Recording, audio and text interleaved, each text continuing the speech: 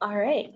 Well, welcome everyone to our San Pasqual Valley Groundwater Sustainability Plan Stakeholder Workshop. This is one of several workshops. I know most folks on this call have probably been on our workshops before. Today we're going to be addressing management action number 7, the initial surface water recharge evaluation, specifically task 4, the potential recharge strategies. We're going to give you a little bit of a preview of task 5 on the model updates and simulations. So that's kind of the future upcoming work that we're doing. We just want to give you a little heads up on what we're working on there. My name is Sally Johnson. I'm with Woodard & Curran, part of the consulting team supporting the city and the county on the San Pasqual Valley GSP and all of the work that the Groundwater Sustainability Agency is doing. I apologize, my motion sensors sometimes go off, so looks like it got a little bit dark. One second. Here we go. Sorry about that. All right. So before we dive right into task 4, I'm going to do a couple of logistics real quick. So this is a stakeholder workshop. It's intended for you all to be able to ask us questions and provide feedback on the information that we're sharing here today. We're going to pause for comments at the end of each agenda item, as well as at the end of the presentation. So if you would like to speak, you're welcome to either put your name and organization in the chat indicating you'd like to speak. You can put your comment in the chat, or I think there's a hand raise option. If there is, you're also welcome to do that. If there's a lot of screens going on, so if you are worried that I missed your comment and it seems like we're moving on and I didn't call on you, please feel free to unmute yourself and let me know. But we are trying to hold our comments to the end of each agenda item just so that we can have a solid discussion for each of those. If you have any follow-up questions or comments, you can send those to Stacy Damasco with the City of San Diego. Her email address is shown there. I believe everyone here has probably also received at least one email from Stacy in the last couple of weeks reminding everyone about this workshop. So if you have any questions, again, feel free to stick it in the chat or reach out to Stacy afterwards if you have anything else you'd like to share with us. Our agenda today is going to start off with our annual report summary, just a quick update on that. Then we'll dive into the scope, just a reminder on the scope of what this PMA number 7, the initial surface water recharge evaluation is and the purpose of it. Followed by a longer discussion on task 4, related to the potential recharge strategies, including kind of the strategy screening and the work that we've been doing since we last spoke with you in January. We will wrap up with task 5, like I said, a bit of a status update and summary. This is the model update. It's going to be incorporating kind of these strategies into the model for the basin to look at potential changes in groundwater associated with implementation of these projects. We'll have an opportunity for additional public comments, and then we will wrap up the workshop.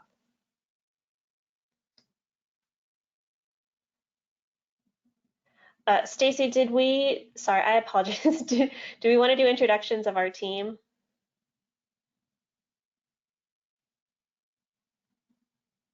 We can, if I don't know if we have anyone new here at the this workshop that hasn't been here before, but I'll start. I'm Stacy Damasco with the City of San Diego, and I help manage this the GSP and all the actions and whatnot in coordination with the county.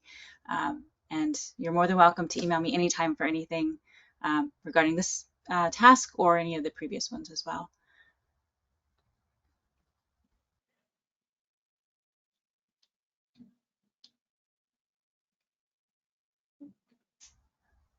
I don't know who would like to introduce next, if your team wants to, or. Hi, I'm Leanne Crow with the County of San Diego. And Jim Bennett with the County of San Diego here as well. Ricky Schroeder, member of the advisory committee. How's it going? I'm Chris Prokoven, and I'm with the City of San Diego. Hi everyone, Sergio Angulo, City of San Diego.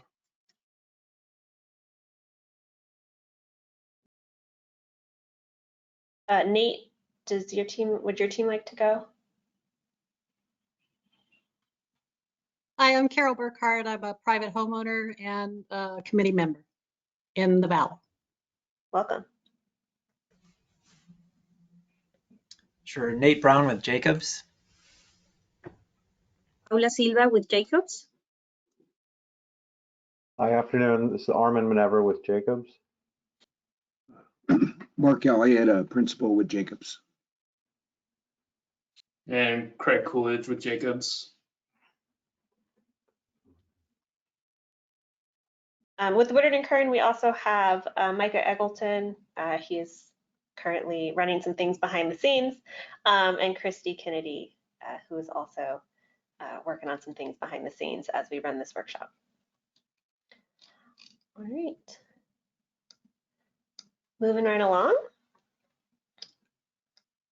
So here's our summary of our annual report. So the annual report is required to be submitted every year to DWR.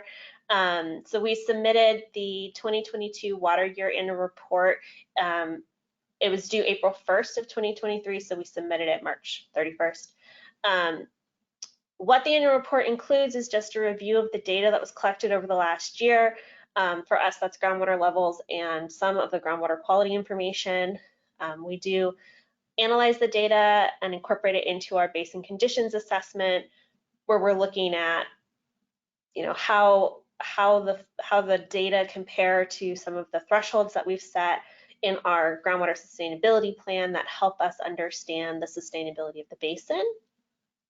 We've updated the hydrographs, the chemographs, and maps that show kind of groundwater conditions. That's all included in the annual report. And then we also provide the state with an update of the status of the implementation of our GSP, our groundwater sustainability plan, including kind of the status of our projects and management actions, of which this whole effort on the recharge strategies is just one of several actions.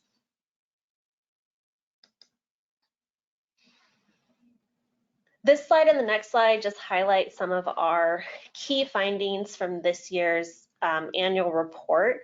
So when we're looking at our groundwater levels, we experienced drought conditions with a dry hydrologic year. Again, that's water year 2022. So our groundwater storage did decrease by roughly 1,800 acre feet. We found that 3 wells were reported dry or unable to take measurements in the fall of 2022, and 1 well was either reported dry or unable to take measurements in the spring.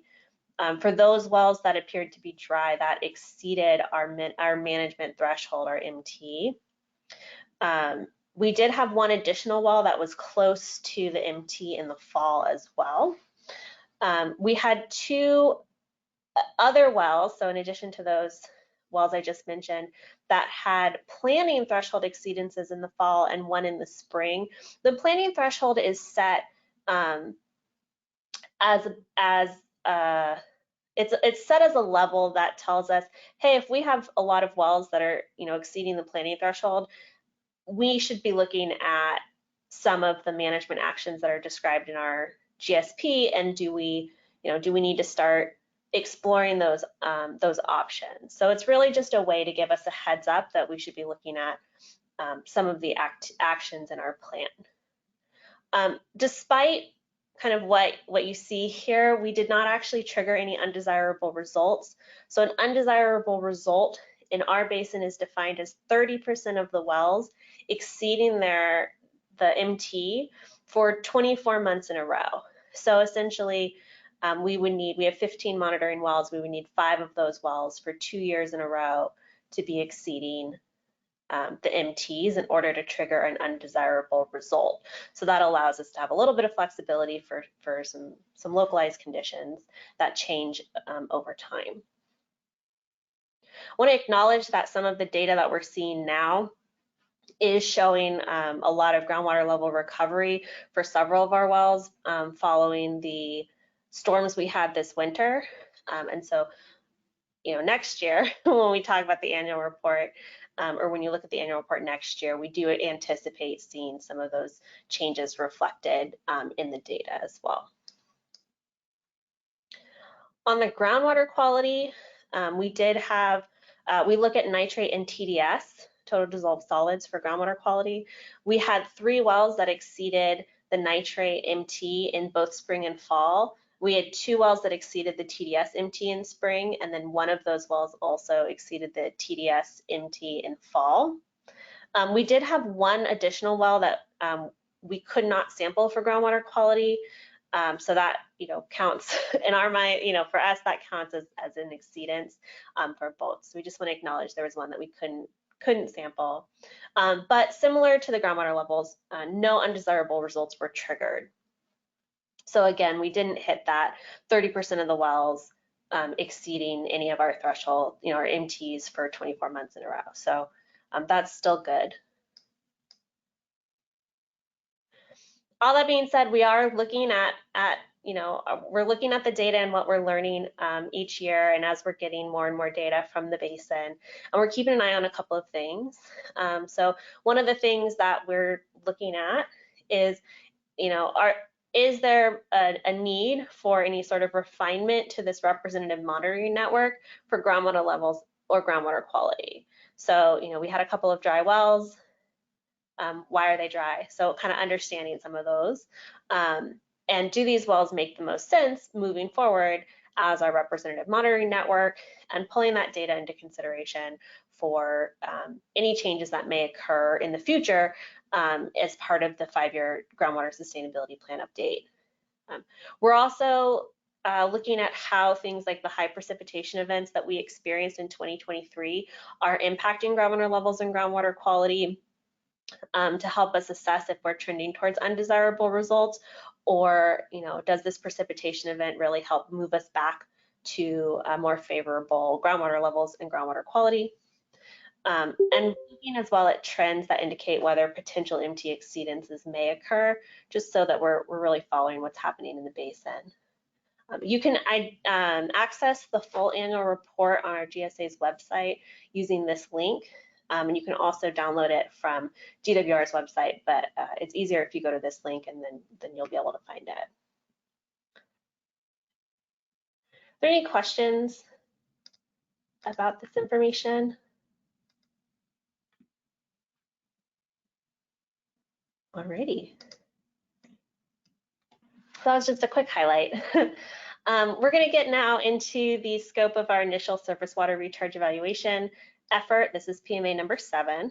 So we're working on a series of tasks that will support a preliminary feasibility study that we're developing to summarize surface water recharge opportunities in the San Pasqual Valley. It will include the following 6 sections. Development of the evaluation criteria. We're calling that task 1. We shared that with you roughly around this time last year. And I know that we received a lot of feedback and incorporated those. There's a stream bed investigation, that was task 2,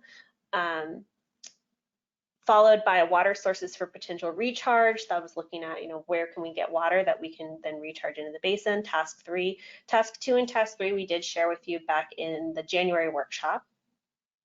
Today we're focused on this potential recharge strategies under task 4. That gets into more of the details of the conceptual projects that could be implemented as recharge strategies. Upcoming include the task 5 model simulations and results, which again we'll have a bit of a preview of today. And then our task 6 is looking at the benefits to our groundwater dependent ecosystems. So looking at if we implement one of these recharge strategies, how does that or does that impact any of our GDEs or benefit any of our GDEs in the basin? I won't read through this whole slide, there's a lot of words, but really what this is showing is that the technical memoranda that we're developing for each task really feeds into the next one, right? So they're all kind of interrelated, and we're doing these as each task will have its own TM. Now, all of this effort, including the preliminary feasibility study that will be the end result of all of these workshops and these TMs, is really intended to support the GSP. So our current GSP, the Groundwater Sustainability Plan, and our estimates show that the basin is sustainable. However, if future conditions change and the GSA, the Groundwater Sustainability Agency, who manages the GSP and the basin, determines enhanced recharge strategies are needed, then we can use the preliminary feasibility study to help inform those decisions on the mitigation planning. The preliminary feasibility study is intended to be included as an appendix in the 5-year GSP update that will occur in a couple of years. And it's really there to lay a little bit of the groundwork, but none of the preliminary feasibility study projects, are intended to inform that decision and give us a starting point. But there's still a lot of flexibility in, potential recharge strategies that can be implemented in the basin. Here's just an overview of our schedule. We are obviously in May, about halfway through under task 4. The green squares are indicating these workshops, and the blue is just development of the various deliverables that we're working on. So our next workshop is planned for August. We are intending to have the full preliminary feasibility study available in the late fall for public review. So there will be a public review period where you'll have a chance to see not just the information that we've shared in these workshops, but have it all come together into the feasibility study. So with that, I'm going to go ahead and hand the talking over to Paula Silva with Jacobs to discuss this task for potential recharge strategies TM.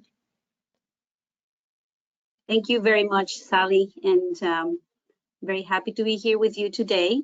So as has been discussed already by Sally, this task represents just one more building block towards the ultimate goal of performing this initial surface water recharge evaluation.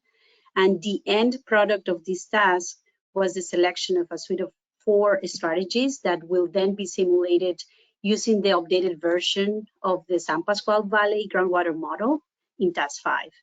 So in these next slides, I will be describing at a high level the general approach we followed and the description of these 4 selected recharge strategies. So I'd like to start with the definition of the term that we are using here, recharge strategy. It has 3 components. The first one is the water source, and these were described and analyzed as part of task 3. These sources are the stormwater excess flows, Sutherland Reservoirs control releases, and Ramona Municipal Water District's untreated system deliveries. The second component is the conveyance infrastructure, and that is what is needed to transport this source to the designated recharge area. This was also initially discussed as part of task 3, and these areas are in the eastern part of the San Pasqual Basin. And finally, the component here that we spend the most time on this task is the recharge or infiltration method. We did, as a first step, a characterization of the potential methods that could be used in the San Pasqual Valley. We combined these methods with the sources, the water sources, and developed a matrix of potential recharge strategies. Then we went through a screening process to select and narrow down these alternatives into only 4. And for those 4 strategies, we developed concept site maps and a preliminary cost estimate. So that is the general approach we followed, and the overall goal was to have a representative range of potential strategies included in this suite of selected alternatives. So moving to the next slide. This is the matrix that we developed. As you can see here, the columns are the recharge methods, and in the rows we have the water sources. Each intersection represents a potential strategies. We develop a code where the number indicates the water source and the letter the recharge method. So the recharge methods we included were the existing stream bed, that is the existing conditions. Then moving to a higher degree of intervention, we did a stream modification, infiltration basin, injection wells, managed flood irrigation, and in-lieu recharge.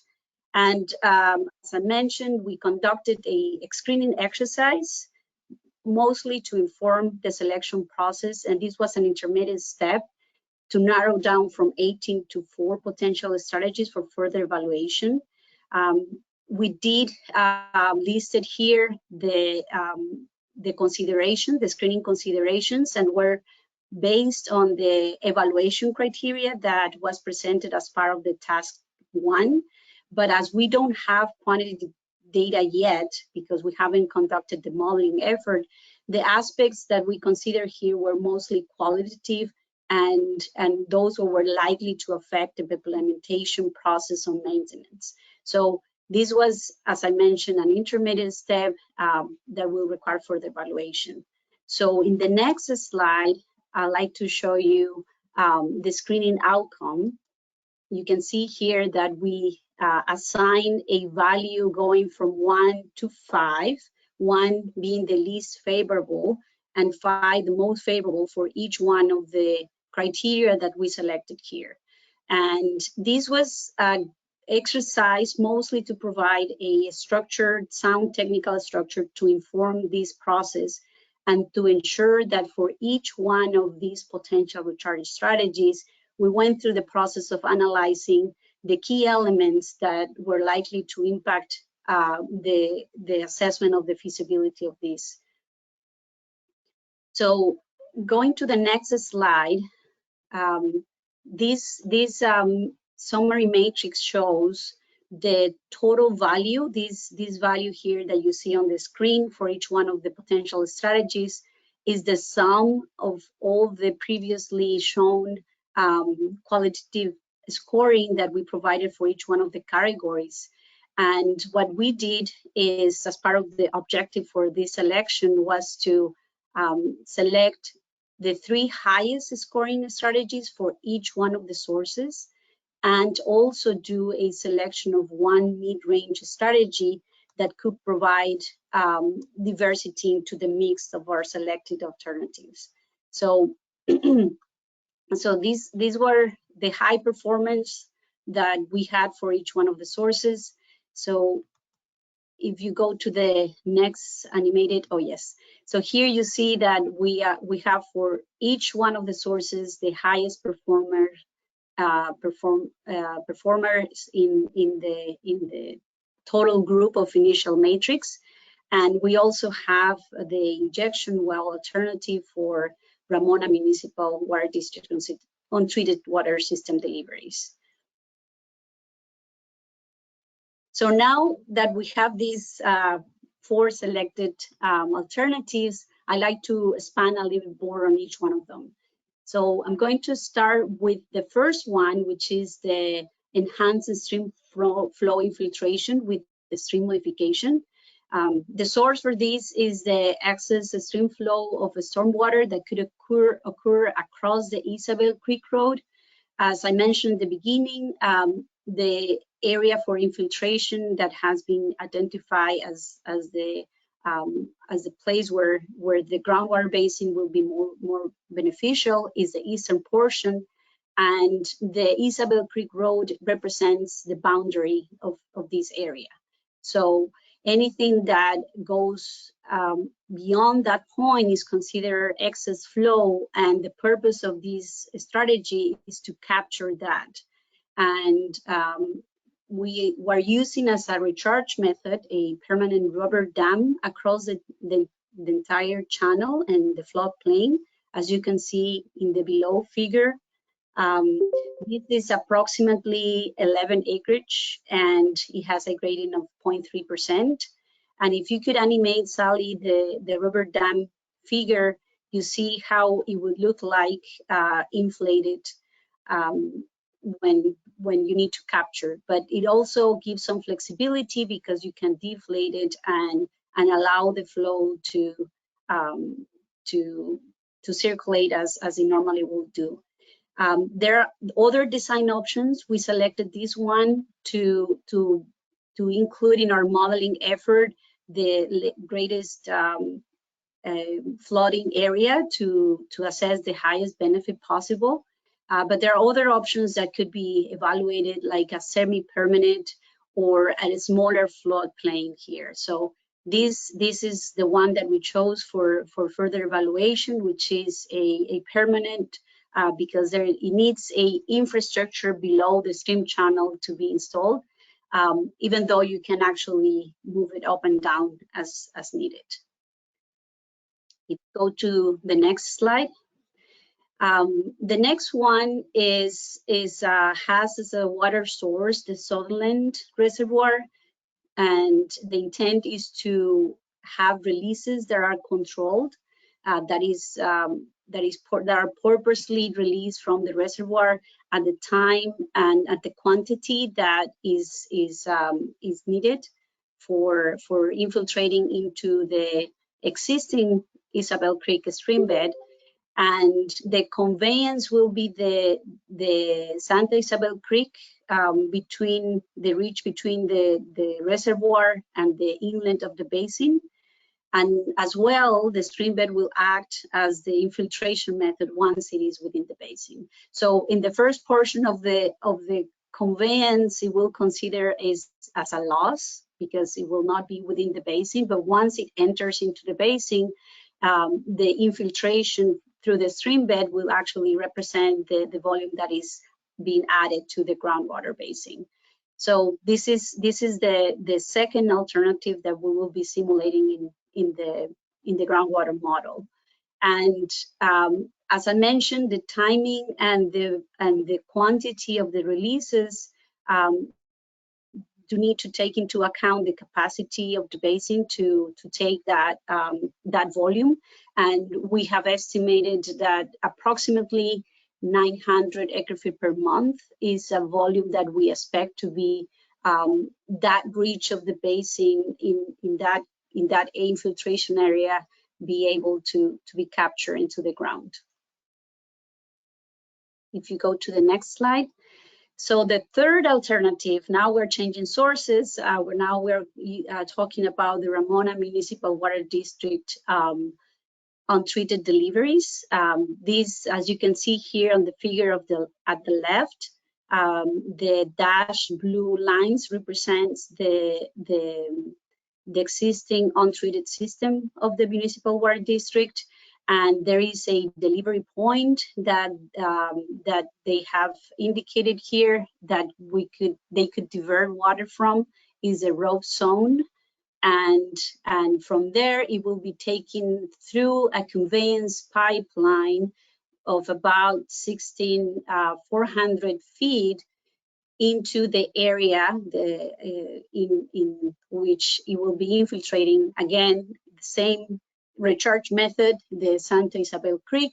So the main difference between, in addition to the being different source with the previous alternative, is that you will need a pipeline here to convey the water from the Ramona Municipal Water District system into the stream bed.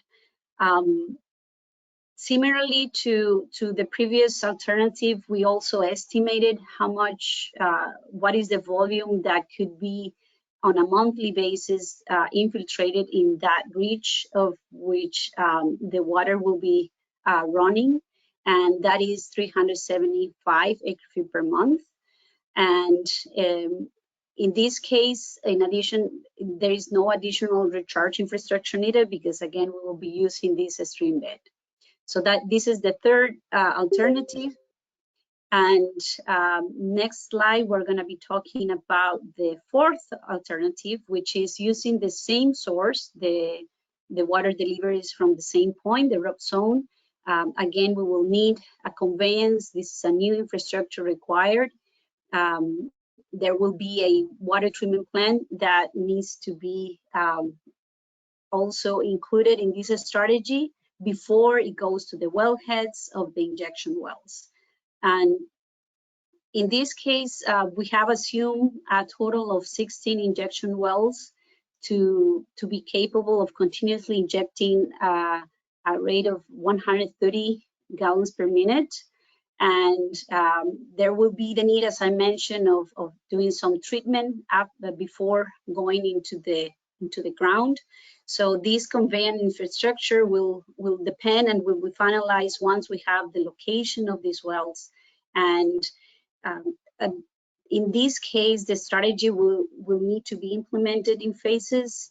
There is the need of conducting a feasibility study. Will give more information about the actual capacity of injection that this well could have, and the number of those, and the water quality. And with that information, then will be designed a more detailed strategy that will be a pilot project before determining the ultimate capacity and number of wells. So is a phase strategy that need to be implemented in that way.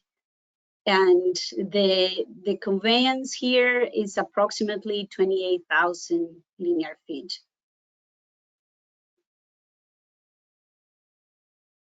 So we did a preliminary cost estimate for all these 4 strategies based on the classified cost estimate.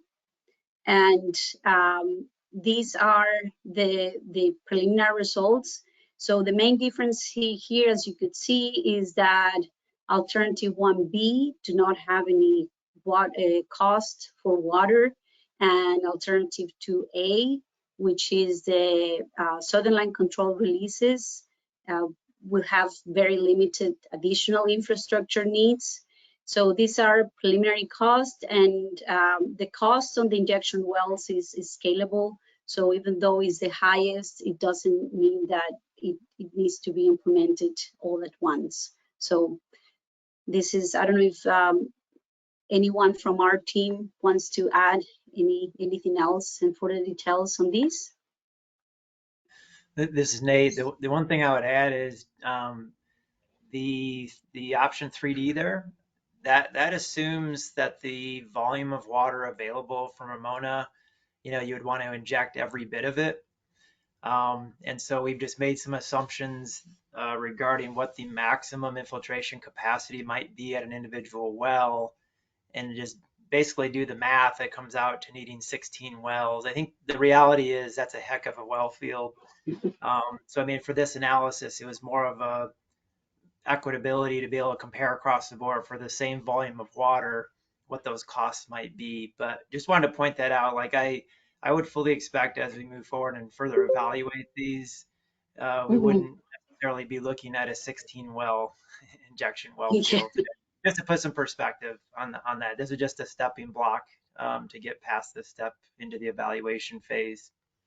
No, thank you, Nate, for that clarification. That is very important to mention. That number of wells is subject to further evaluation. And as you said, we're starting from the task 3 potential water sources volume that were analyzed, and that is what we use to further expand on what will that be needed in terms of the recharge method to be fully utilized, as you mentioned. Yeah. The other thing I could mention is, we haven't modeled this yet, but just that volume of water, 3,350 acre feet per year, and that's just in the eastern end of the basin. You may find that the basin, once we model it, it may not even be able to accept that full volume. So again, this is really just very preliminary to just provide equitable costs. No, that's accurate. And just as a reminder of where that volume came from, it was one of the scenarios that the Ramona Municipal Water District provided as just ensuring that that is a volume that could be delivered based on their existing demands in their system, as well as their infrastructure that they have. So we have a final here slide that shows the potential benefits and challenges for each one of the selected strategies. And I like to just point out the key benefits and challenges for each one of these. So for 1B, definitely the good thing is that the water is free. That is just the water that is naturally flowing already within the watershed, and there is minimal additional infrastructure needed, just the in-stream modification. The challenge is that, well, one is that it depends on local weather, and the other is that it could be expanding to the riparian area, and the permitting for that project will be required. So that could be a potential challenge. The strategy 2A and 3A that share the same infiltration method, which is just the natural stream bed, have that as a significant advantage, right? Is making the existing high infiltration that we do have in the creek to be used to our advantage. And it's just a matter of bringing new water sources in both cases. So the challenge will be mostly the time that is required to make new water delivery agreements and figure out how all this management will work. Specifically for Sutherland Reservoir, it could also represent a challenge, the conveyance losses between the reservoir and the basin inlet. And for Ramona, well, in this case, some infrastructure, conveyance infrastructure will be needed. So during the construction, the permitting could also represent a challenge. Finally, for the injection well, the biggest advantage, I think, is that it's a scalable strategy and could provide opportunity for remote monitoring. And some of the anticipated challenges, well, the investment cost and the frequency of operation maintenance, and also that it will require specialized staff to perform those activities. So as you can see, everything has benefits and challenges, and it will be our job to do a detailed assessment based on the groundwater model outputs to do this, to apply the evaluation criteria that was developed in Task 1, and then be able to perform that assessment in more detail on a quantitative manner. Right. Thank Is you, there Paula. anything else that anyone wants to add here? I'd like to move us into the discussion. We have a few questions for the group that we'd love to hear your input on. They're listed here on the screen, and of course, we'll accept any other questions or comments that you may have. The questions are, are there other criteria or considerations when determining feasibility of these recharge strategies that we've shared that we should be taking into consideration? Are there any sort of operational sensitivities or operational considerations we need to keep in mind as we move forward with our analysis for the 4 strategies? Things like, siting, sizing, other things that we maybe aren't as aware of. Are there other benefits or challenges that weren't included in what was shared today? And then if you have any thoughts about which strategies you might favor, one or more, you're welcome to share that as well. And then again, any other questions. I do see Peter Quinlan from Rancho Quijito has indicated he'd like to speak. Hi. Yeah, a couple of questions. One is, when you looked at the conveyance losses for releasing water from Sutherland, you estimated 20% losses. And I'm just wondering how you define that. Is that decrease in surface flow plus ET? Or are you considering, did you also look at the subsurface flow? Because if it infiltrates in that creek and it isn't in through the creek bottom into that sliver of alluvium, if it isn't extracted by the riparian vegetation, it ends up as additional subsurface flow into the basin, doesn't it? Yeah, we only conducted an initial estimate based on available data that we have of evapotranspiration for that area specifically. So further analysis needs to be done. So right now it's just a rough estimate, and we will need to look into more detail.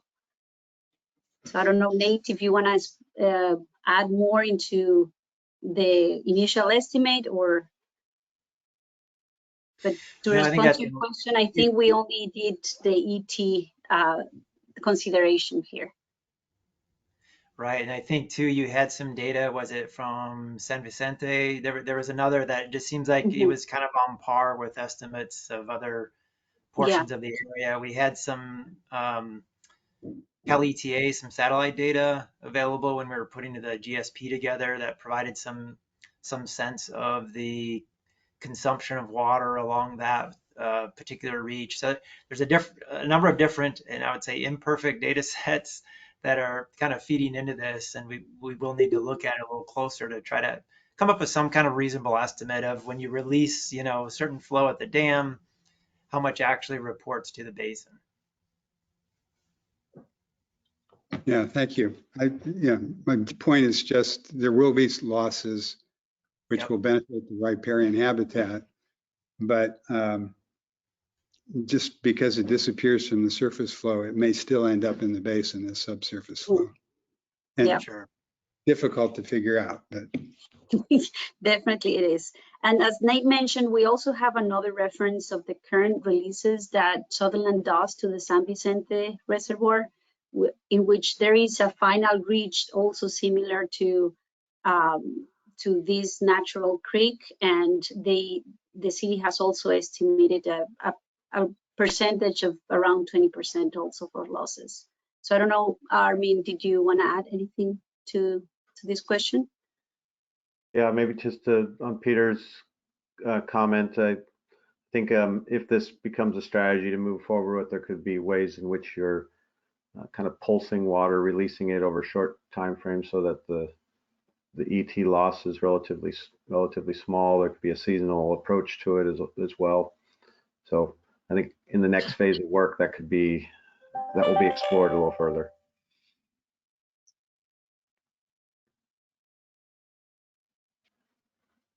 okay, thank you. And one of the things I was noticing was the deficit from the annual report was 1,800 acre feet for this last year, but the 3,350 acre feet number for potential Ramona water, just wondering whether that doesn't sort of overshoot how much water might be necessary and drive this, the sizes of your pipeline, the number of your injection wells and whatnot, so that it's, you end up with a really high capital cost. It takes a long time, to come down when you spread it over the acre feet, delivered. And perhaps it could be, I guess the question is, do you really need 3,350 acre feet to be considered? Mm-hmm. Yeah, that's a great comment for us to consider for sure when thinking about appropriate sizing of the potential strategies. I do just want to acknowledge that I think the basin losses, if we end up at a point where we're approaching some undesirable results, we may end up seeing larger basin losses, but that's definitely something for us to be looking at, those trends, and what is that annual, if we're seeing a downward trend, what is the annual loss, and how should that factor into these strategies? So thank you, that's a great point. And Sally, this is Nate, just to kind of pile onto that. I think it is a great comment and totally agree with you, Peter. I think the part of that selection process that narrowed it down to these four were the ones that you have more control over. with those sources of recharge. You know, so like that 3350, for example, that was a number provided to us of like there could be as much as this available. But you're right on. It doesn't mean you necessarily want to purchase every drop of that and then have infrastructure that can handle every drop of that if you need only a fraction of that to add enough resilience to the basin to avoid undesirable results. So completely agree with you. And those are the very things we're going to be looking at for the next step of just because this much source water might be available, do you necessarily need that to have enough resilience? Thank you. I did see Daniel Silver indicated he'd like to speak. Good afternoon, Dan Silver, Endangered Habitats League. In terms of evaluating the strategies, which ones we favor, we'll obviously want to see your future, your upcoming analysis of the biological resource impacts, and that'll be really important to us. A question though on the middle two, would those additional releases, either from the dam or from the water district, the water that's being put into the creek, would that occur during the dry season or the wet season? And if it's during the dry season, would it basically turn the creek from an ephemeral or minimal flow situation into a non-seasonal circumstance?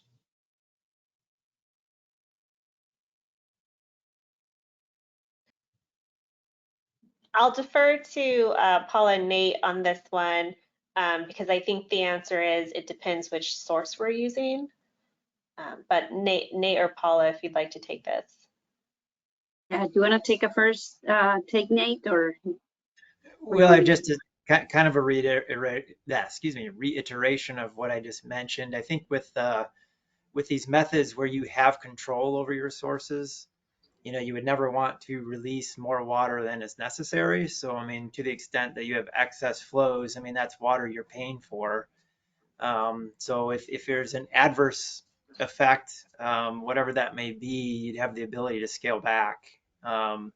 So it's a good point in that, you're changing the stream dynamics. If it's available more throughout the year, could you actually have reaches that are now perennial because of this source? That's a good point. There could be some of that, but as I say, you would kind of scale that in a way that you're getting the maximum benefit, minimizing the adverse effects of that. Right. We have animals that depend on the natural cycle, right? And so, you'll have a toad, for example, that estivates during the dry season. It comes out in the wet season, and you could start using it, I suppose. Interesting.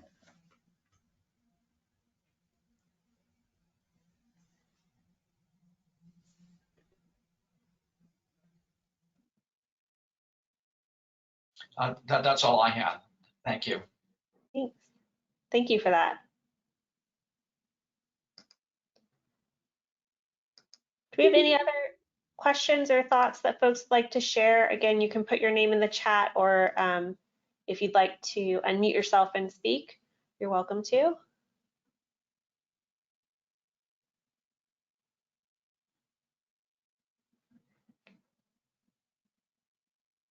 In terms of the strategies that were shared today, are there other, considerations or reactions that you have to these strategies? We heard some really nice comments already about things we should be considering. Anything else that we should be taking under consideration?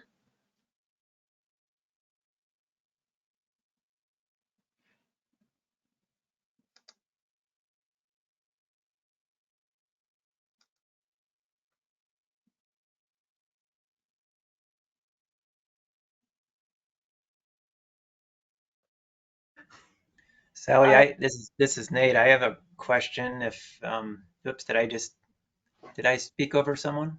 No, that's just me. Oh, sorry.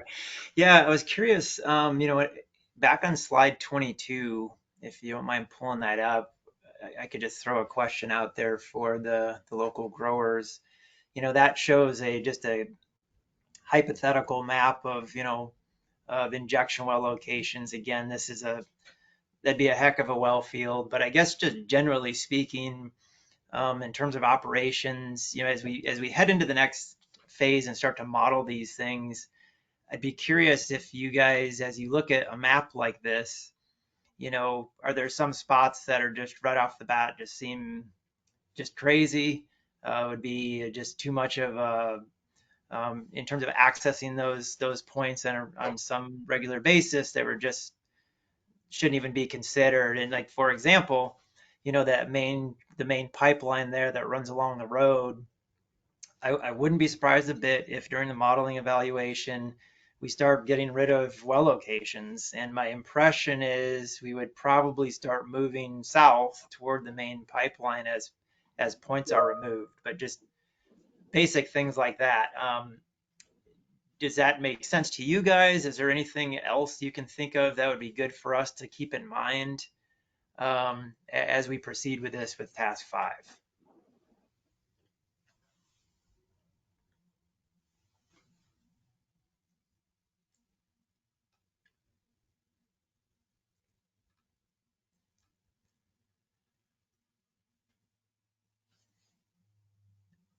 I'll just acknowledge that all of this information is also in the TM that was a link to it was emailed out to everybody. I know that you may not have had a chance to review the TM, but if you can keep these questions that we're asking in mind as you do review the TM, when you're providing any comments via email, we'd really appreciate it. This is Peter Quinlan again. Nate, based on what you just said, this was sort of bothering me before. You showed all these injection wells as being 220 feet deep, presumably in alluvium rather than residuum at the bottom. And I'm just wondering, your injection well locations that are closest to the main pipeline are at the basin margin.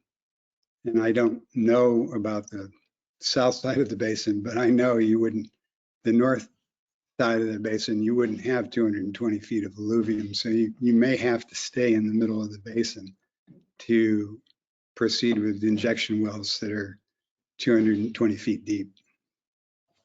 Good point. Yeah, that 200 was kind of looking at the max down the axis, and then from a costing standpoint, just adding some conservatism. But yeah, point well taken. They wouldn't necessarily be that deep along the margins. But no, great point.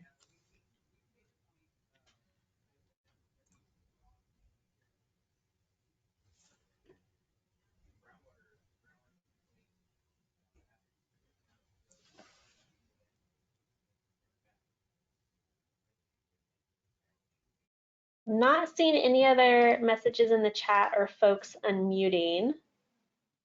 So I'm going to move us along. Though again, we can always come back to this. We'll have more opportunity to provide comments, etc. today. And then again, you can also provide comments after this workshop. So now we're going to move towards a preview of task 5 to just provide a few updates related to the modeling updates that Nate's been referencing, where we're incorporating the potential recharge strategies that we just described. And again, this task we'll be having another workshop on towards the end of the summer, where we'll be sharing the results. So Nate? Yeah, thanks. So yeah, next I'll just provide a high-level overview. Really just have a few slides here. So thinking about changes in the model since that GSP submittal in 2021, I'm just going to list kind of the larger, more significant changes. So first off, back with that initial version of the model, the streams were all set up as rectangular channels. And so what that means is anytime there was flow in the model, it basically occupied the same width for a given stream, regardless of the size of that stream flow event. And so back during the GSP, the purpose of the model back then was just for basically long-term water budgeting and to support development of that GSP. And we felt at that time that that was a reasonable compromise given the objectives back at that point. But now here we are with this surface water recharge evaluation, and we're focusing more heavily on the eastern end of the basin, and also focusing more specifically on kind of key localized reaches of San Esbel Creek, and wanting to think about, in more detail, some of those stream dynamics that can actually occur. So it's now that we have a different, more heightened set of objectives and heightened focus on those stream channels and that stream flow behavior, we're switching from rectangular streams to what's called 8-point irregular stream channels. So back with task 2, you may recall we ran a couple of stream channel surveys in that part of the basin. And we've also got 3-meter digital elevation model data. And between the two of those, we've gone in and incorporated these irregular channel shapes, and then switched the calculation method in the model so that it will dynamically and automatically during the simulation, for larger stream flow events, it basically can have wider stream flow, and for smaller events, narrower stream flow, and that's just part of the simulation. So that was a big, we think will be a big improvement, again, given the heightened focus on this particular project. Let's see, the other thing is, thinking about just how time is handled. We've thought about the monthly time stepping that was present in the GSP version of the model. Again, that monthly time stepping was completely adequate for the GSP, but now it's like when you start to think about how flashy the streamflow network is out there in response to storm events. You have these long periods where it's dry wash, and then you get these blasts of flow that may persist for hours to days to weeks. So we've gone in and added at this point a combination of both daily and monthly time stepping. And we didn't go to just daily all the time, because what you have are really long run times. So we kind of made that compromise of going in and embedding this daily time stepping that kind of coincided with these select stream flow events. So those are two pretty significant changes in how that model is how it's run, and the types of things that it can do in different time scales. We then ran it through a calibration check to see if, okay, by just changing these few things, do we still match water levels in the basin? And the answer was no. And so what happened was, when you change these streams and you change the timing, and we also increase the permeability of the stream channels, all the water levels went up a lot in the basin. So we then had to enter this recalibration phase, and just kind of nomenclature, we're going to be referring to the version of the GSP model from 2021. We're calling that version 1.0. And then the changes that we're making here for this project, we're referring to that version of the model as version 2.0. So as I mentioned, we've updated the stream properties to use data from task 2. So the stream bed permeabilities have been increased. There was another interesting spot that was really a challenge to calibrate to, and those were near those 3 monitoring wells. Sally, if you point to kind of it's the R of Rockwood there, right on that southern, right by the mouth there. There was a handful of wells that it was early on, like no matter what we did, the water levels were just too high all the time at that spot. We looked at the leakage rates from Guajito Creek, the transmissivities in Rockwood, a whole host of things. And then we looked back at some cross-section data from the GSP, and there was a well on that what would that be? The southeastern corner of that mouth, kind of right by the bottom of the R in Rockwood, where in the model, where that turns yellow is where the basin starts. We had it got deep very quickly there. And what we were finding was flow that was kind of moving through the San Pasqual Valley.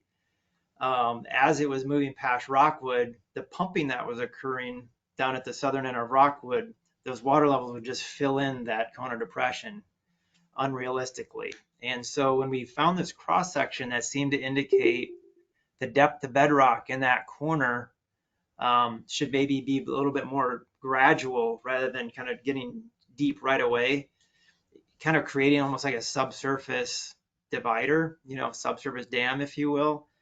When we started to incorporate that feature, it basically directed more of the main valley flow, to the west, and it allowed water levels to become more responsive, like the measured data would indicate. So that took a little time to get through that, but that has been incorporated. We noted that the farms that were set up with the farm process, the sub areas where this demands from crops and what have you are managed. We noted that in the model where runoff is generated, you basically assign that runoff to a particular stream. And as we looked closer during calibration, we found there could be some improvements for how some portions of those sub areas report to different streams. So we made those updates. If you point down past the Narrows at kind of the exit point of the basin, right on the tip, well, that's Sycamore right there. Yeah, there you go. So right on the tip of that, that's heading toward Hodges Reservoir. And we had a mathematical element there where basically it was a boundary that let water flow out. And it was tied to elevations in Hodges Reservoir. And what we found is if instead of having it just be on the tip of that point, if we wrapped it around a little bit on both sides, we found that some of our groundwater level targets, even back up in the Narrows, actually matched better. And so we left that in there. We expanded that. It's called a boundary condition. We expanded that around that exit point a bit. It's still tied to, water levels at Hodges, but it's basically a gradient boundary. It just seemed to behave a little better and match water levels better in the Narrows. Those are the high level things that we changed. And again, this is the version, this updated version is what we're using moving forward to look at these recharge strategies. So here's just a slide of just gonna kind of high level general approach. So first off, what simulation period? How are we gonna do this? So we've opted to basically stick with the exact same simulation periods that were used during the GSP. As a reminder, that's there's a historical 15-year period that went from water year 2005 to 2020. And then there's this projection period for another 52 years that incorporated climate change. And if you click forward one, as I mentioned on the previous slide, the main difference within that simulation period is that we've embedded some of these daily time steps in the historical part of this period, just to better reflect, if you get a certain month where, yes, there was stream flow during that month, but what if all of it occurred over like a week and then the rest of the month it was dry? Well, we could actually start to better incorporate that kind of a stream dynamic. Let's go to the next one. And then in the interest of time, we have to be very cognizant of run times and be able to get the job done. So we are focusing on setting up these recharge strategies by focusing on just this historical period initially until we kind of work out the kinks, because these runs are going to take, we're going to try some of the ways to implement it. We're going to get some results. It's going to force us to think about some things and maybe refine it and run some more. So we know we're going to be doing multiple runs before we get it all the way we want it to look. And so you would not want to own up to having a 67-year run with all these time steps. For reference, the historical run, I think the latest estimates are it takes about 30 hours to run. So about a day and a half just for that 15-year period with those daily steps embedded. I think for the full projection, which would be the 15 plus the 52, they'd take like 3 days. So it's a long time to sit around and wait for results to figure out what you're going to do next. So the good news is that the charts that I'm showing at the bottom here, there's some good variability in hydrology. I'm showing precipitation through the different water years. The gray bars are the precipitation, and the letter in the bar is indicating the water year type. So that's like wet, dry, critical, normal, and above normal. And so you can see that 15-year period, it does include, some pretty wet years, some pretty dry years, some multi-year droughts, and everything in between. So we think it's thankfully, it's a good period to, I think, learn a lot about potential benefits from these different recharge strategies. So the idea is we run the baseline over that past period, and then we would run each recharge strategy over that same period. So it'd be kind of like, hey, if the last 15 years, if that hydrology exactly repeated itself, but we implemented a strategy, how would that have been different with the water budget and water levels? So that's the way to kind of think about how we're doing the approaching the runs. Then if you move forward one more, the outcome of those runs, we basically process them looking at things like the water budgets, the change in groundwater storage, the change in water table. Those things are going to feed into the evaluation criteria that were established from task 1, as well as an evaluation of the groundwater dependent ecosystems for task 6. And so in summary, the overall approach is to focus on this historical period. If we learn what we need to learn, and there's consensus that there's enough information there to make good decisions, we can just roll with that. If we feel like we need to include this projection period, which basically all that's doing is providing just different combinations of a hydrologic sequence, if necessary, we can look at some of that too as we move into this summer. So that's the overall approach. For the next slide. I think this is the last slide. Here we're just including the 8 different criteria just as a visual reminder. I won't read through every one of them, but the intent of this slide is just kind of show how these different tools will feed into the decision process with these evaluation criteria. So you can see that the SPV GSP model version 2.0, that's the updated model. That's going to provide some output that's going to drive 6 of the 8 evaluation criteria. Paula's going to be using a model using software called GoldSim, but it's basically an operations model for the Sutherland case of looking at the releases relative to the other operational constraints that it would be need to be followed for Sutherland Reservoir. That would feed into criterion 4. Woodard Curran folks are going to be using a GD Pulse tool, perhaps among other things, as they start to look at the benefits to groundwater dependent ecosystems for criterion 6. And then the consultant team and the city and county, these other couple, be looking at those and getting input on kind of judging how criterion 7, the feasibility and cost end of that, making some refinements. And then also taking the flow information from the updated model for criterion 5. As a reminder, the flow model is not a transport model, so it doesn't provide direct information on groundwater quality, but you can get the flows from it. And that will be paired with some of the water quality data being collected to make some assessment of, could this actually, from a blending perspective, help improve groundwater quality or not. So I think that's a nutshell for me. So yeah, any questions on that?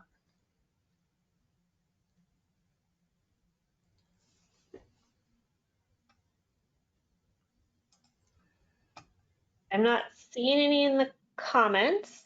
Anybody want to unmute themselves and ask a question? I see Marisa Potter has asked, are impacts to Lake Hodges considered? That was not included, no, in the evaluation criteria that were established for this particular study. It's wholly focused on the groundwater basin, so benefits to the groundwater basin. So Hodges is being, the effects of Hodges are baked into the model, but yeah, there's no specific criterion that looks at benefits to Hodges. Well, it wouldn't be, sorry, I wasn't thinking benefits to Hodges, just really the impacts. Because when you're taking or closing off some of the stream that goes into Lake Hodges, how does that, you're limiting flow. Obviously, that would be their natural gravitational toward Lake Hodges, but you're putting potentially a dam is one of your models you were recommending.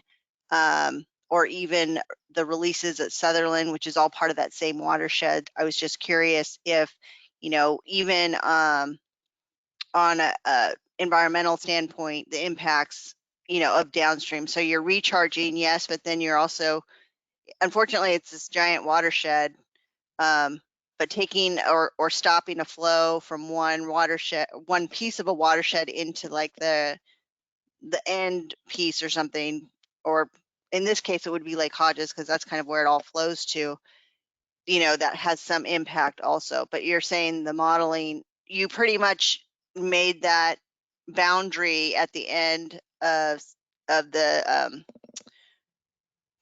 your first slide you went through, you kind of made that boundary in your model to kind of stop it there. But then there's no review of the impacts further downstream.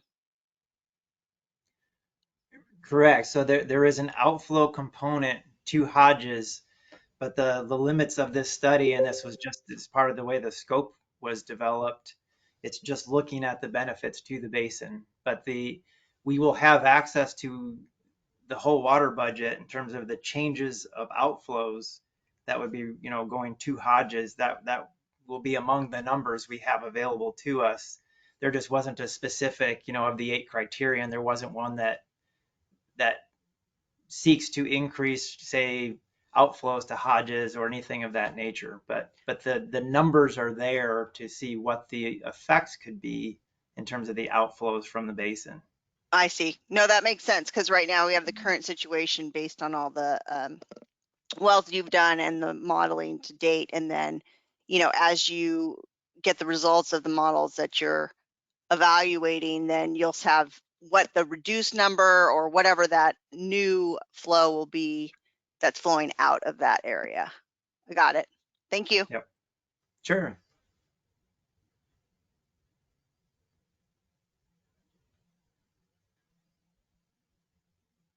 Any other questions or comments, either on what Nate just shared related to the model or anything else we've discussed today?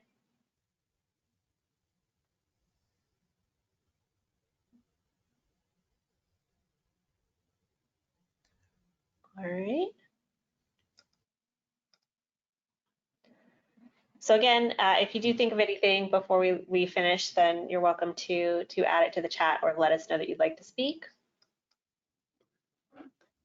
As I mentioned earlier, the TM4 link to where you can download this draft TM4 with the strategies detailed in it was emailed out to the list of stakeholders.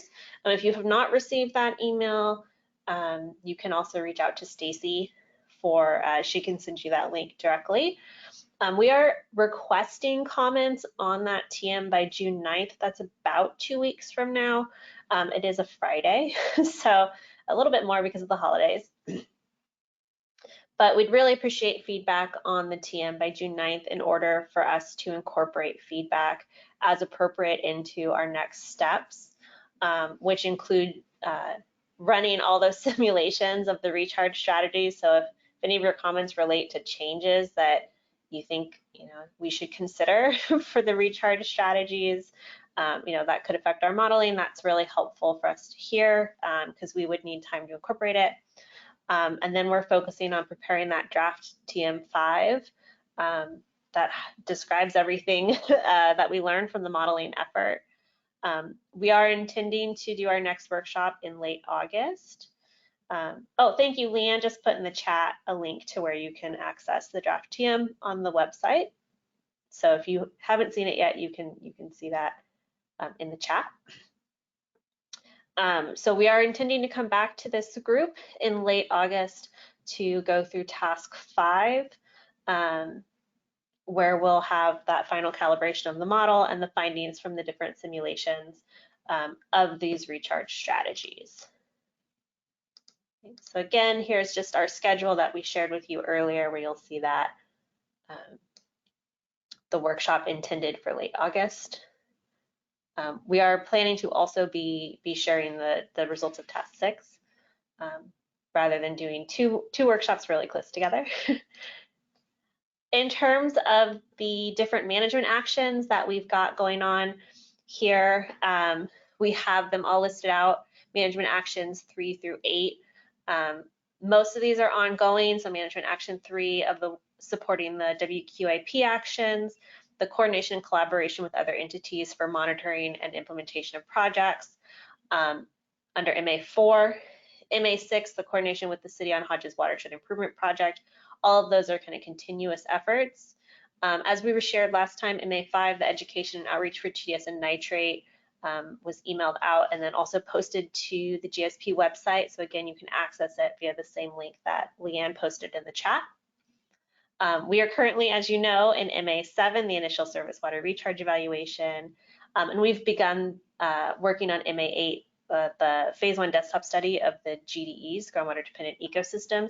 This is related to, but slightly different than the task 6 GDETM that's included under MA7. So they're tied together, but they're not quite the same thing. So that's also underway. In terms of various resources, here are the links to our website where you can see our GSP on the state's website. You can look at the annual reports that actually should say water years 2021 and 2022, so I apologize. And then the San Pasqual Valley GSP data management system. This is where you can see the data that we're collecting from the various monitoring wells. That is aligned. The recent data is aligned with the reporting cycles to the state, which happens twice a year. So just a heads up on that. Again, any questions or comments, anything you need, feel free to reach out to Stacy and her email address we shared a few different times. And with that, I just wanted to see if there's any final questions or comments. Not seeing or hearing any. As always, we really appreciate your time and engagement in this whole process. And we really thank you for being here and providing the feedback that you've shared. Hey, Sally. Yeah. This is Nate. If Matt Whitman is still on, I was wondering, I am still getting notices that the stream gauge in San Esbel Creek has been flowing since January.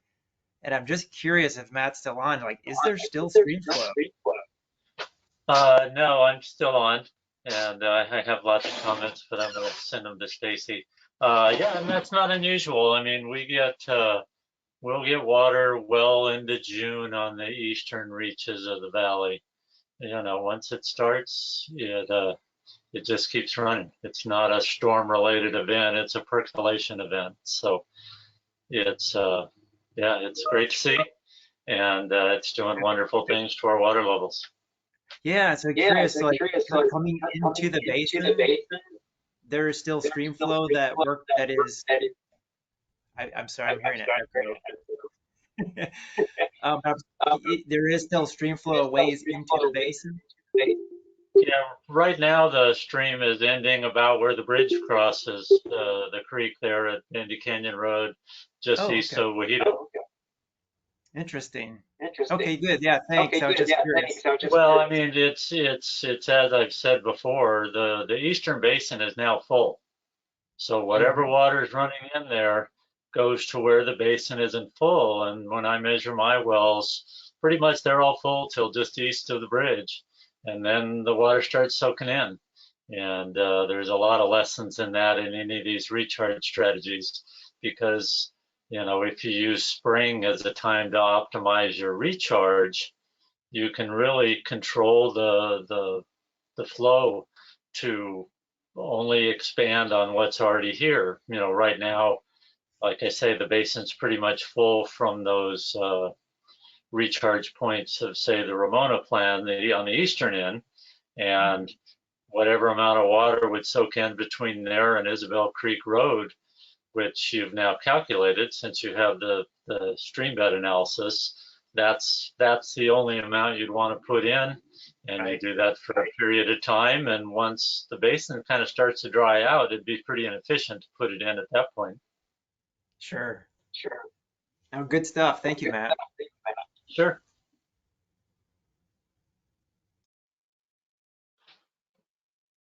Okay, any final thoughts?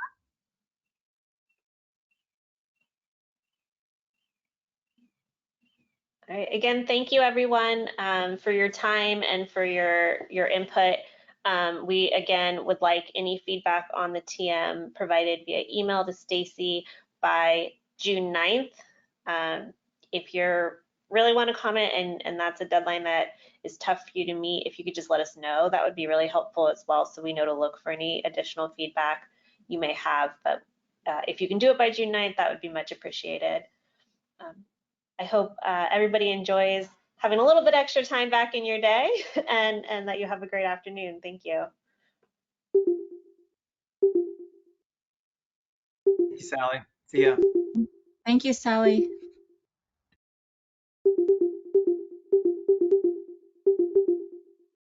Bye.